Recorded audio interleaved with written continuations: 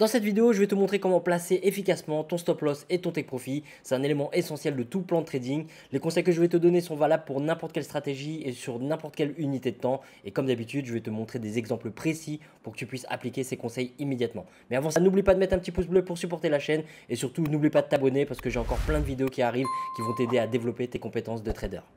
Too many thoughts on my mind, I can't sleep at night, so I just keep writing. I don't need no help, I don't need opinions, so don't waste my time. Alors un peu de théorie avant de commencer. Donc la première chose, c'est que c'est un élément qui est indispensable dans le plan. Tu ne peux pas avoir un plan efficace si tu n'as pas une manière fixe de placer tes stop loss et tes take profit. Tu peux avoir différentes stratégies pour placer tes stop et tes take profit en fonction des méthodes que tu utilises, mais c'est indispensable dans un plan. Il faut avoir un stop loss, il faut avoir un take profit parce que sinon tu ne peux pas laisser tes émotions de côté. Tu ne peux pas contrôler tes émotions si constamment à chaque trade tu hésites, tu doutes par rapport au stop loss. Est-ce que je sors là, est-ce que je rentre, est-ce que je coupe ma position maintenant, est-ce que je coupe manuellement, est-ce que je prends mon profit. Donc tu vois, pour maintenir donc tes émotions de côté, c'est important d'avoir donc les stop loss et les take profit fixés à l'avance avant même de lancer tes positions.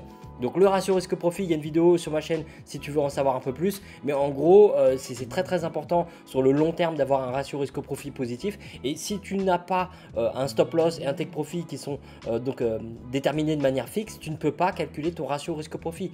Donc comment avoir un ratio risque-profit si tu n'as pas un stop-loss qui est fixé? C'est impossible, tout simplement.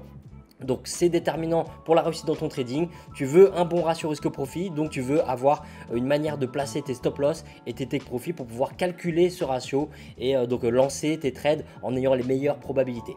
Alors un élément très important par rapport au placement des limites, c'est que j'ai mis que c'est jamais parfait. Il y aura toujours des déconvenus, il y aura toujours des issues négatives. Je te donne un exemple et tu l'as certainement déjà vécu.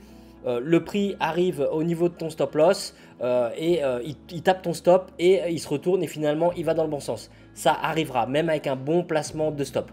Ou au contraire, dans l'autre sens, le prix il arrive sur ton take profit, il se retourne juste avant de toucher ton take profit. Ça arrivera toujours, il faut l'accepter. Encore d'autres cas de figure, d'autres exemples que tu as certainement déjà vécu. Le prix tape ton take profit.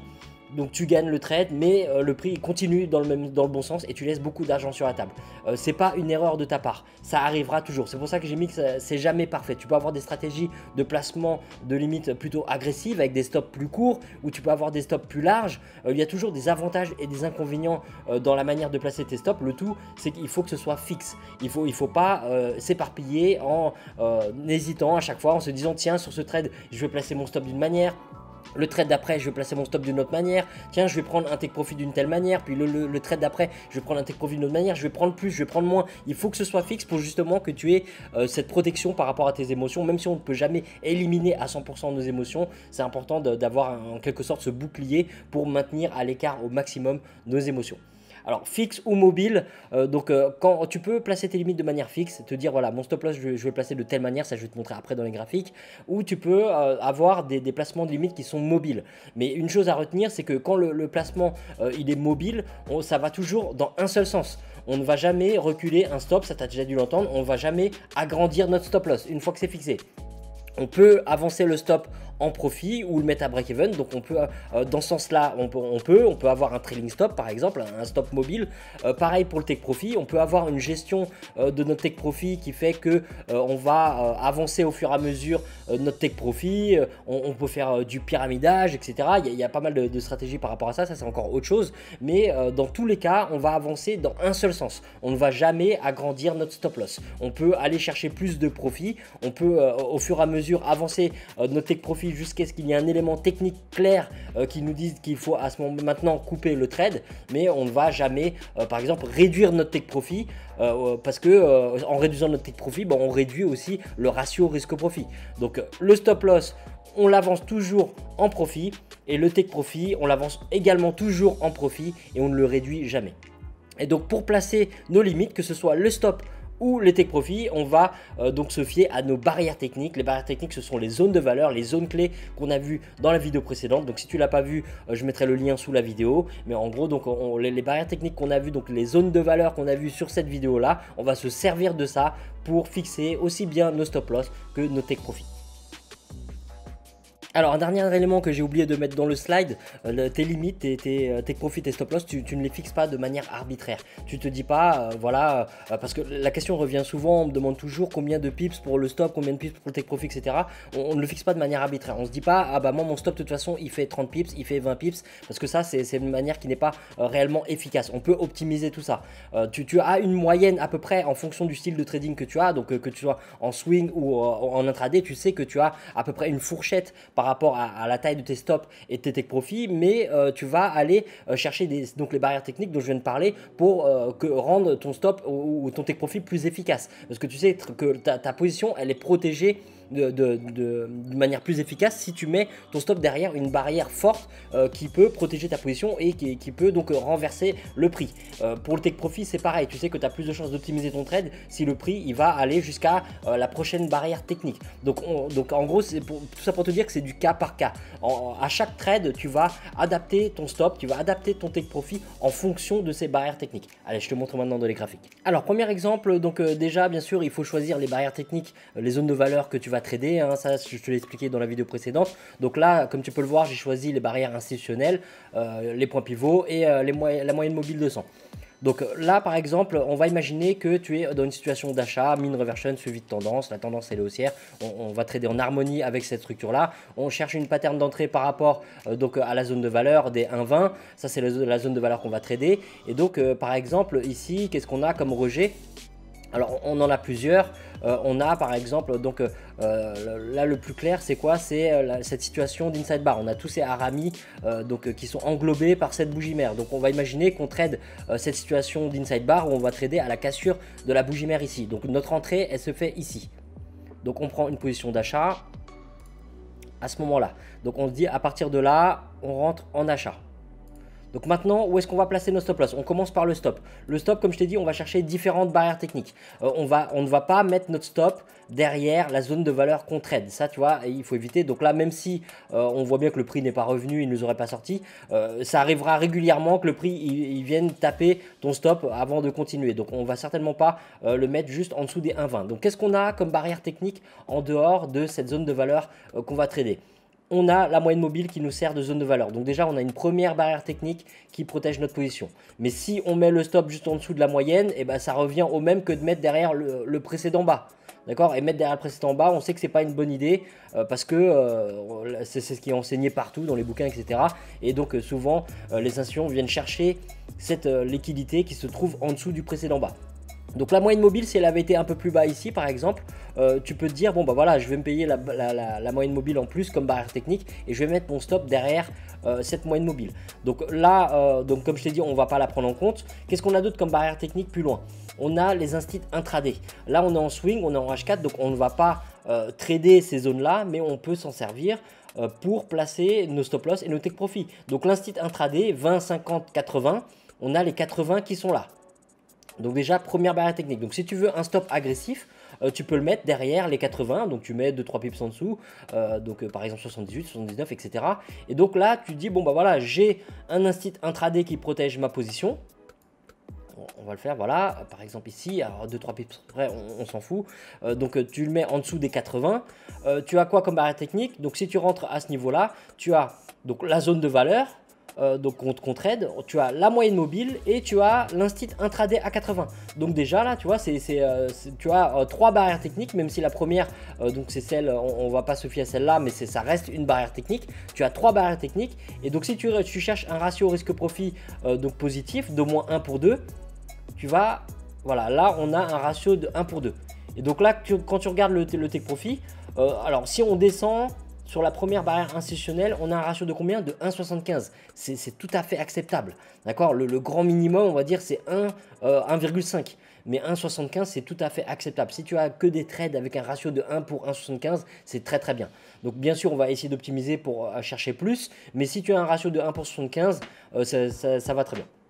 Alors, si tu veux maintenant avoir un ratio de 1 pour 2, 1 pour 2, on est ici, on est à 21,11. Quelle est la barrière technique la plus proche? Ça va être l'instit intraday à 20. Donc comme je t'ai dit tout à l'heure, 20, 50, 80. Donc l'instit intraday à 20, il est où? Il est ici. D'accord, donc ça c'est une première manière de placer ton take profit. On va pas rentrer dans cette vidéo sur les manières d'avoir un trailing stop, etc. Ça c'est vraiment un autre sujet, mais ou même d'avancer ton take profit une fois que tu es en positif. Là je te montre de manière fixe comment placer tes limites. Donc tu vois là on a choisi une barrière technique à 1,20. D'accord, on peut mettre par exemple un pips en dessous, voilà. Et donc on a un ratio supérieur à 2. Et donc là, le trade, il vaut le coup d'être tenté parce que tu as 3 barrières techniques pour protéger ton stop et tu as un ratio positif. Maintenant, si on veut un stop un peu plus safe, qu'est-ce qu'on va faire? On va aller chercher des barrières techniques supplémentaires. On a le point pivot qui est là. D'accord, donc tu peux mettre quelques pips en dessous. Donc là, on a une barrière technique supplémentaire. C'est donc un peu plus safe par rapport à ta prise de position. Juste, on va augmenter le take profit pour avoir un ratio positif. Et si le prix se retourne avant qu'il nous sort par exemple à break-even, c'est pas grave. Nous, ce qu'on veut, c'est un ratio risque-profit positif d'au moins 1,5 et on ne va pas aller réduire ce ratio risque-profit pour, comme on dit, assurer le coup. On ne veut pas assurer le coup, prendre un take profit ici parce que là, tu vois, le ratio, il n'est pas bon. Donc on reste sur les 1,20. 1,21,20 pardon, voilà, et là on a un ratio de 1,50, donc là c'est le grand minimum. Maintenant si on veut aller chercher la barrière technique suivante, c'est quoi? C'est 1,21,50. Un style intraday encore, on aurait pu avoir un point pivot, on aurait pu avoir d'autres moyennes mobiles, etc. Donc le tout c'est de choisir une barrière technique fixe. Donc là tu vois on a un stop qui est plus safe et on a un ratio risque-profit qui est toujours positif et on vise des barrières techniques précises. À partir du moment où tu as placé ce trade là, donc bien sûr ça ne sera pas toujours comme ça, le prix il peut se retourner et te faire perdre, hein, je le répéterai toujours, c'est une question de psychologie, mais là c'est pour te montrer que on a fixé notre stop loss par rapport à des barrières techniques qui protègent notre position, on a fixé notre take profit par rapport aussi à une barrière technique. Un style intraday à 20, un style intraday à 50, s'il y avait eu un point pivot, ça aurait pu le faire aussi. Alors sur ce trade là, tu vois le stop il est donc derrière le point pivot, derrière la moyenne mobile, derrière notre zone de valeur qu'on est en train de trader. Et si tu regardes bien, bah, là on est à 1,56, à 6 pips en dessous on a quoi? On a l'instit intraday des 50. Donc c'est dans ces moments là où tu peux dire bon bah je vais me payer une barrière technique supplémentaire pour 6 pips, c'est pas trop grave. Mais une fois de plus, là j'essaie pas de mettre un stop super large pour pas que le prix vienne dessus. C'est justifié parce que j'ai choisi une barrière technique intraday en plus, la barrière institutionnelle des 50.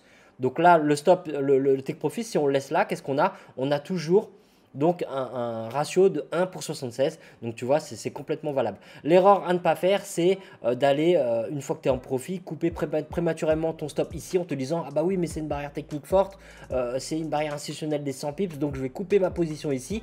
Non, tu ne fais pas ça parce que, comme tu peux le voir, bah, ton ratio il est de 1 pour 1 et ce genre de trade où tu as un ratio de 1 pour 1, ça ne vaut même pas la peine de les tenter. On ne lance même pas la position si c'est pour avoir un ratio de 1 pour 1.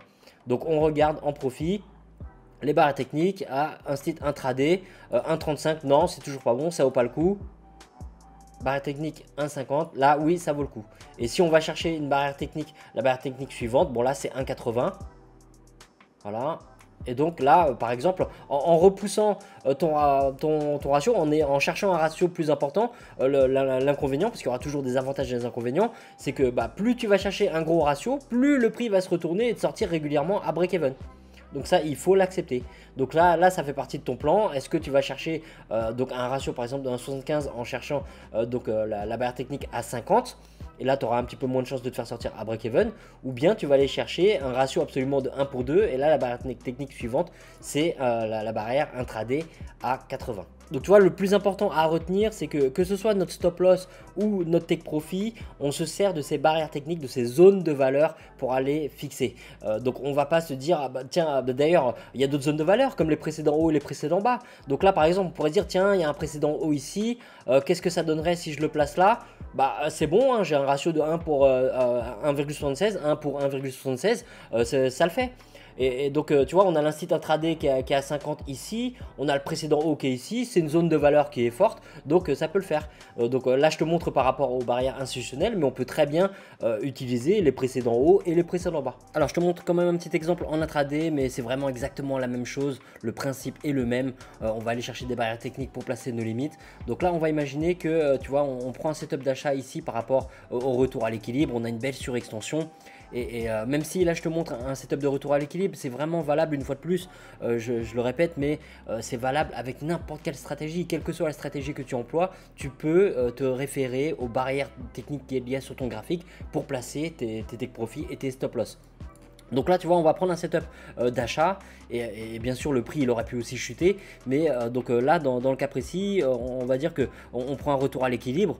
Ici la pattern, par exemple le pin bar ici il est beau, mais il clôture en dessous de la zone de valeur, donc on n'en veut pas. On attend une pattern vraiment de rejet à l'achat en harmonie avec ce retour à l'équilibre, et là on commence à avoir inside bar ici, inside bar, tu vois, la bougie mère elle est là, donc on a un premier signal ici à la cassure de la bougie mère ici. Ici c'est pareil, là on a un pin bar qui clôture du bon côté, là c'est pareil, on a un pin bar qui clôture du bon côté, là aussi on a une englobante. Donc peu importe le signal que tu prends, on va imaginer que tu prends un de ces signaux là. Voilà, donc une side bar ou tiens, le pin bar, voilà, le pin bar ici il est très clair, on va même prendre celui-là. Voilà, donc pour placer ton stop loss, on va regarder les barrières techniques. Et qu'est-ce qu'on a comme barrière technique? Alors les pivots, j'ai basculé en daily, mais tu vois, on n'a pas de point pivot particulier. La première barrière technique intéressante vraiment, c'est l'instit intraday à 80. D'accord, on a l'instit intraday à 80 qui est là, donc on place le stop juste derrière. Donc là on a la zone de valeur qu'on trade, on ne veut pas mettre le stop derrière. Et donc le précédent bas pareil, ça c'est ce qui est enseigné dans les bouquins, on veut pas placer notre stop juste derrière le précédent bas, on place derrière une barrière technique supplémentaire. Et donc pour avoir un ratio risque-profit intéressant, on va avoir au niveau du TP, donc tu vois le grand minimum c'est ici à 1,50. Est-ce qu'on a une barrière institutionnelle dans le coin ou une autre barrière technique? Non, ça serait quoi? Ça serait par exemple la moyenne mobile. Donc on pourrait viser la moyenne mobile, mais donc au moment où tu prends position, la moyenne mobile elle est dans cette zone là. Donc là oui, on a un ratio qui est suffisant, mais au fur et à mesure que le trade se déroule, tu ne peux pas savoir si le prix va aller directement dans ton sens ou pas, et la moyenne mobile au fur et à mesure elle se rapproche, donc tu rajustes ton take profit. Là si on le met sur le point pivot, on voit que le ratio il est pas bon. Donc là le premier objectif intéressant, ça serait donc l'instit intraday à 50 qui est ici, et là tu vois on a un ratio de 1 pour 2. Donc on place notre take profit juste quelques pips avant. Et donc là tu vois on a une opportunité qui vaut la peine, même si le prix il se renverse, même si ça ne passe pas, même si tu vois par rapport à la moyenne on a une structure qui est baissière et que là on est à contre-tendance etc, et que le prix continue de chuter, et ben le setup valait la peine, parce que là précisément ça correspond au plan, c'est un setup de retour à l'équilibre. Mais surtout au niveau des limites qu'on a fixées, le stop loss et le take profit, et ben on s'est référé donc à des barrières techniques. Le stop est placé derrière un instit intraday, le take profit est placé sur un instit intraday. Ça aurait pu être une barrière différente, ça pourrait être un niveau de Fibonacci, ça peut être un point pivot etc dans cette zone là. Mais là on regarde précisément, on se dit bon bah là il y a un ratio de 1 pour 2, ça tombe sur l'instit, donc je vais viser cet instit là. Et donc comme tu peux le voir, le fait de placer correctement ton stop loss de cette manière là derrière une barrière technique forte, et ben le prix comme par hasard il est venu taper la liquidité en dessous de ce précédent bas. Donc tu vois, alors si on avait choisi l'ancien point pivot, parce que le point pivot il a changé avec la nouvelle journée, mais si on avait placé par rapport au point pivot de la veille, c'était une barrière technique aussi qui était intéressante. Mais quand tu vois que tu as l'instit à quelques pips en dessous, et bah tu te payes cet instit en plus et tu places ton stop loss juste derrière. Et donc ça t'évite, enfin ça t'évitera souvent de te faire sortir sur ce genre de mouvement de chasse au stop, de chasse aux liquidités. Et donc malgré que le prix à un moment donné il s'approche quand même de ton stop, et bah tu l'as placé à un endroit où tu n'as pas de regret à avoir, même si le prix il tape le stop. Tu dis bon bah j'ai choisi un stop derrière la barrière technique de l'instit intraday, je vais pas non plus prendre un stop trop large, donc mon stop il est bien placé, mon take profit il est bien placé, même si le prix, bon là on voit que ça passe, mais même si le prix il vient frôler, il se retourne sur l'équilibre et il invalide ton trade, il te sort à break-even ou même il te donne une perte, et bah tu auras placé efficacement tes limites. Alors je te montre un autre exemple ce coup-ci sans les barrières institutionnelles. Donc là on a placé les précédents hauts, les précédents bas, donc je te la refais pas, hein, je t'ai montré déjà dans la précédente vidéo sur les zones de valeur, mais tu vois j'ai placé des hauts parce qu'il y a eu pas mal de réactions, support, résistance, résistance, là pareil, support, résistance, résistance, résistance, donc c'est toujours justifié, hein, tu vois, support, support, support, donc ici encore support, support, là je suis revenu pas mal en arrière, tu vois ici résistance, résistance, support, support, support. Donc voilà, toutes les zones de valeur là sont des zones qui sont placées par rapport à des précédents hauts et des précédents bas. Et donc là, on va imaginer que tu prends un setup de cassure et de retest de cette zone de valeur. Donc là, on a une cassure, on a un retest, ici on a une englobante, ici on a un pin bar, ici on a encore un autre pin bar. Donc on va imaginer que qu'on prend une position d'achat, par exemple sur ce pin bar ou celui-là, ou peu importe l'englobante. Voilà, donc maintenant on va chercher le stop loss, où est-ce qu'on le place. Donc une fois de plus c'est pareil, on traite cette zone de valeur, donc on ne va pas placer notre stop derrière cette zone de valeur, c'est trop risqué. D'accord, le prix là il n'est pas revenu dessus, mais ça aurait pu, ça arrivera même souvent. Donc qu'est-ce qu'on a comme barrière technique supplémentaire? Une fois de plus on a le point pivot. D'accord, on a le point pivot, on a la trendline. Alors la trendline, on pouvait déjà la placer par rapport à ces trois-là. Si d'ailleurs on réajustait par rapport à ces trois-là, on aurait pu la mettre différemment. Tu vois, la trendline, elle aurait pu être placée comme ça. Ok, c'est pas grave, ça change rien. C'est une trendline, c'est subjectif. Donc on a la trendline. Donc on cherche à placer notre stop loss. Qu'est-ce qu'on a? On a la trendline, tu vois, ça change rien que le fait de bouger la trendline. Donc on a la zone de valeur, on a le point pivot, on a la trendline, on a une autre zone importante ici qui correspond à d'autres bas et d'autres hauts. Donc tu vois, mettre ton stop loss derrière tout ça, c'est beaucoup plus prudent. Parce que tu sais que tu as pas mal de zones de valeur qui protègent ton entrée. Et si le prix vient donc taper ton stop malgré qu'il y ait autant de zones de valeur qui protègent ton trade, tu n'as plus envie d'être impliqué dans le trade. Même si le prix il vient piquer ton stop et il repart après, ça arrivera aussi. Et toi, tu as fixé ton stop loss de manière efficace parce que tu sais que tu as choisi 3-4 barrières techniques. Et tu ne vas pas non plus aller chercher 10 barrières techniques pour protéger ton stop. Ça revient au même que de mettre un stop super large pour éviter de se faire sortir, mais le but c'est quand même de limiter la casse quand le trade est invalidé. Donc on va pas mettre un stop large parce que ça fera des grosses pertes si le prix il se retourne. Donc on choisit 3-4 barrières techniques. Là il y a le point pivot en plus de la zone de valeur. 1, 2, 3, 4 avec la trendline, c'est déjà suffisant. Alors après si tu veux vraiment regarder aussi les instits intraday, qu'est-ce qu'on a? Regarde, là on est à 18,22. On a un instit à 18,20. Donc pour 3 pips de plus, on se paye un instit. 3, 4, 5 pips, peu importe, on se paye un instit intraday à 20. Donc là c'est parfait. Et maintenant, on va aller chercher le take profit. Donc là, tu vois, le ratio, il n'est pas bon. Il est de 1 pour 15. On va aller chercher au minimum 1 pour 1,5. Donc ça donnerait ici. Mais on peut très bien aller chercher, par exemple, une autre zone de valeur. Donc en fonction de comment est la trendline, tu peux te dire, tiens, la trendline c'est quand même une zone de valeur, donc je pourrais très bien mettre mon take profit par là, j'ai un ratio de plus de 1 pour 1,5, ça peut le faire. Ou bien tu vas te dire, tiens, s'il y a un autre point pivot un peu plus haut, je vais me fixer ça, ou bien je vais aller chercher carrément cette zone de valeur, ou je vais chercher un instit intraday. L'instit intraday à 50, il est où? Il est là, tu vois, un site intraday à 50, on a un ratio de 1 pour 1,8, c'est très bien. Là, ton stop, le ratio, il est positif. Ton stop loss, il est placé efficacement parce que tu as différentes barrières techniques qui protègent ta position. L'instit intraday à 20, la zone de valeur qui est là, la trendline, le point pivot, plus la zone de valeur que tu trades. Donc, tu vois, le stop, il est placé efficacement. Et le take profit, pareil, on a visé une barrière technique précise. Donc, on ne vise pas la zone de valeur qui est ici parce que le ratio, il n'est pas bon. On ne vise pas non plus le point pivot R1 parce que le ratio, il n'est pas bon. On va chercher, par exemple, les instits intraday. À 20 ici on a 1,44, on est en dessous du grand minimum, donc c'est pas bon. Celui d'après il est à 50, il est ici. D'accord, donc tu peux chercher l'instit intraday à 50 ou donc d'autres barrières techniques que tu pourrais voir en profit. Le ratio il est bon, et maintenant peu importe ce qui se passe, tu peux prendre une perte, le prix il peut venir toucher ton stop et retourner en profit, peu importe, tu as placé correctement tes limites. Quand tu regardes en arrière ton plan après une perte, au moins tu es beaucoup plus serein parce que tu te dis mon stop loss, je sais pourquoi je l'ai placé là, je l'ai placé efficacement. Mon take profit, je sais pourquoi je l'ai placé là, c'est pas par gourmandise parce que je voulais plus de profit, c'est pas parce que je voulais à tout prix sortir rapidement du trade pour assurer le coup. Je l'ai placé là parce qu'il y a une barrière technique, j'ai un bon ratio risque-profit, donc j'ai aucun regret si le trade se déroule mal. Voilà, c'est la fin de cette vidéo, pas besoin de te faire 50 exemples parce que c'est toujours la même chose, tu vois, je pense que tu as compris le concept. Le plus important c'est de te dire je vais placer mes limites, donc mes stops et mes take profit en fonction des barrières techniques qu'il y a sur le graphique, en fonction des barrières techniques que j'ai choisies.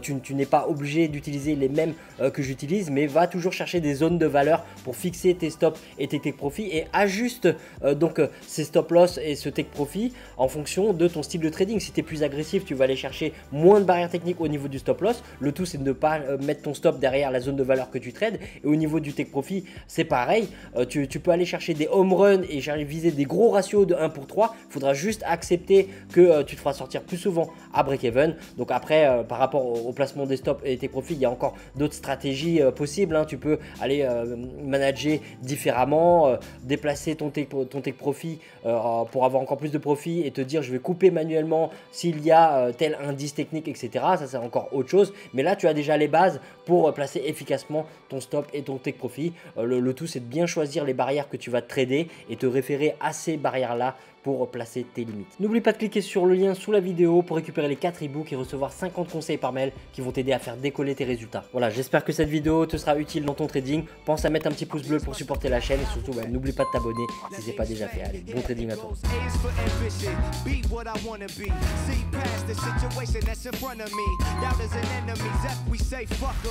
The irony is they inspire me.